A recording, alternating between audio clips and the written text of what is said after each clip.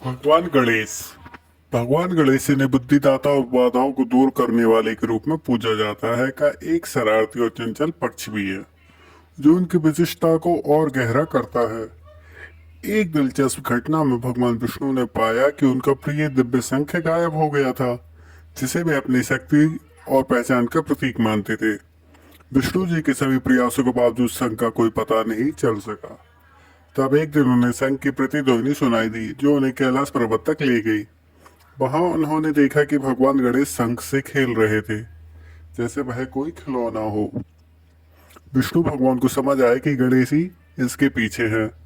समाधान पाने के लिए उन्होंने भगवान शिव से सलाह ली, जिन्होंने सुझाव दिया कि विनम्रता और भक्ति के साथ गणेश की पूजा ही एकमात्र उपाय है। भगवान विष्णु ने एक भव्य पूजा का आयोजन किया, जिससे गणेश भगवान प्रसन्न हुए और उन्होंने शंख को लौटाया। ये कथा भगवान गणेश के सरा गणेश जी को अर्पित न करें ये वस्तु है। भगवान गणेश को प्रसन्न करने के लिए पूजा कर रहे हैं तो ध्यान रखें कि पूजा में ऐसा कुछ न चढ़ा दे जो उन्हें पसंद नहीं है, जैसे तुलसी। गणेश जी को तुलसी नहीं चढ़ाई जाती, क्योंकि कथा के अनुसार उन्होंने तुलसी से विवाह का प्रस्ताव प्रस्ताव ठुकरा दिया था, जिसके तुल जिसके चलते तुलसी ने उन्हें 2 विवाह का श्राप दे दिया। बाद में गणेश जी ने भी उन्हें राक्षस से शादी का श्राप दिया, इसके चलते उन्हें तुलसी नहीं चढ़ाई जाती। सफेद चीज का प्रयोग।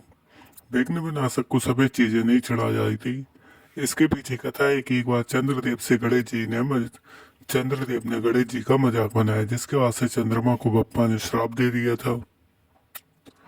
चूंकि सफेद चीजें चंद्रमा से संबंधित है, इसलिए गणेश जी को नहीं चढ़ाई जाती। सूखे या मुरझाए फूल।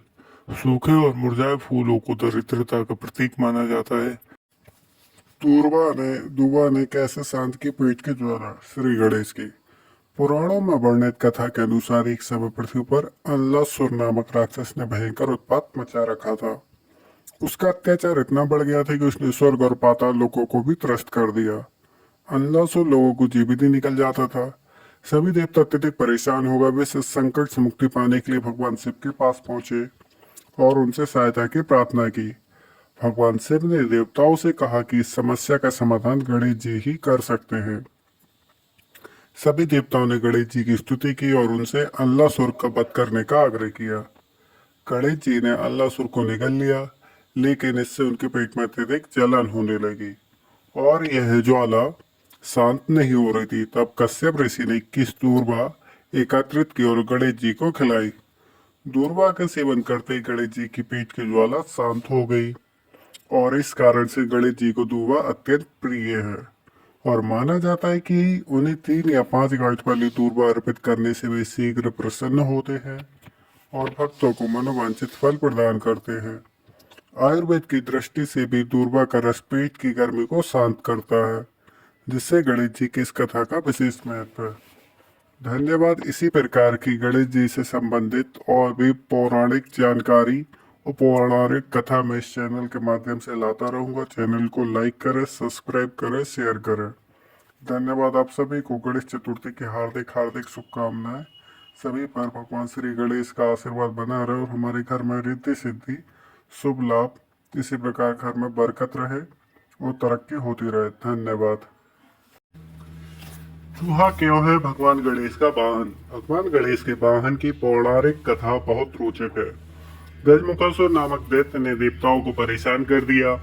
सभी लोग एकत्रित होकर गणेश जी के पास पहुंचे तो गणेश जी ने उस दैत्य पर दांत से ऐसा प्रहार किया कि वह चूहा बनकर भाग निकला। लेकिन गणेश जी ने उसे पकड़ लिया। फिर वह मृत्यु के भय से क्षमा याचना करने लगा। तब से गणेश ने उस दैत्य को मूसक रूप में अपना वाहन बना लिया। दूसरी कथा के अनुसार एक बार राजा इंद्र अपने दरबार में गंभीर चर्चा कर रहे थे, लेकिन उनके ही दरबार का गंधर्व क्रोध किसी और ही मनोदशा में था। वह अप्सराओं से हंसी ठिठोली कर रहा था। इंद्र ने नाराज होकर उसे चूहा बन जाने का श्राप दे दिया।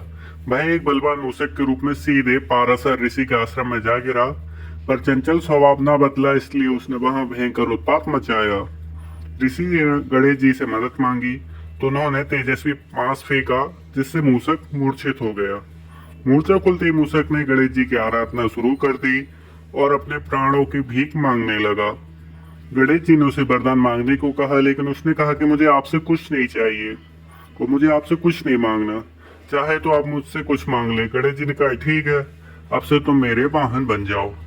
कुछ राक्षस, कुछ दैत्य ऐसे होते हैं जो भगवान से मांगने की जगह भगवान से ही बोल देते कि आप मुझसे मांग लो, और वह ये सबसे बड़ी गलती कर बैठते हैं।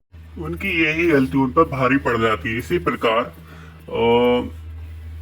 शुंभ ने शुंभ मधुकैटभ ने भगवान विष्णु से युद्ध किया, तो भगवान विष्णु उनसे युद्ध में नहीं जीत पा रहे थे किसी श्राप की वजह से या किसी वरदान की वजह से। तब मधुकैटभ ने उनसे वरदान मांगा, वरदान मांगने को बोला।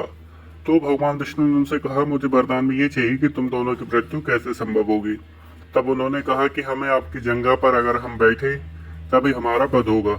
इस प्रकार मूर्ख रहते हैं राक्षस, मूर्खों वाला दिमाग लगाते हैं या फिर ज्यादा चतुराई करते हैं, तो वह इस प्रकार के वरदान मांगते हैं कि वह पॉसिबल ही ना हो। पर वह भगवान है, भगवान तो हर चीज को पॉसिबल कर सकते हैं। तो वह राक्षस कितना भी कुछ कर ले, कैसे भी वरदान मांग ले, भगवान उन्हें मारने के लिए कुछ ना कुछ व्यवस्था कर ही लेते हैं। इसी प्रकार हिरण्यकशु, रावण, कंस, इन सबों ने अलग अलग तरीके से वरदान मांगे। अब जैसे कि उन्हें भले अवतार लेने पड़ते उनके वरदान के लिए। जैसे हिरण्याक्ष के लिए वरदान मांगा था कि वह ना आकाश में, ना पाताल में, कहीं नहीं मर सकता। तो भगवान नरसिंह ने ना पशु से ना इंसान से, तो वह पशु और इंसान दोनों बनी। राक्षस कितनी चतुराई कर ले, पर उसका वध होना तय है, क्योंकि उनकी मूर्खता ही उनके वध का कारण बनती है।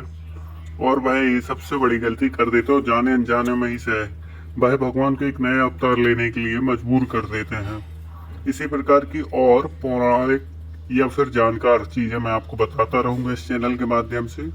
चैनल की जानकारी अगर आपको पसंद आती है तो चैनल को लाइक करें, सब्सक्राइब करें, शेयर करें और दूसरों को भी शेयर करें, ताकि इसी प्रकार के नॉलेजेबल और अपने धर्म से रिलेटेड संबंधित जानकारी आपको मिल सके। धन्यवाद। स्वस्थ रहें, सुरक्षित रहें और अपने परिवार का भी ध्यान रखें। आप सभी को नववर्ष, गणपति जी आने के अवसर पर हार्दिक हार्दिक बधाइयां। धन्यवाद।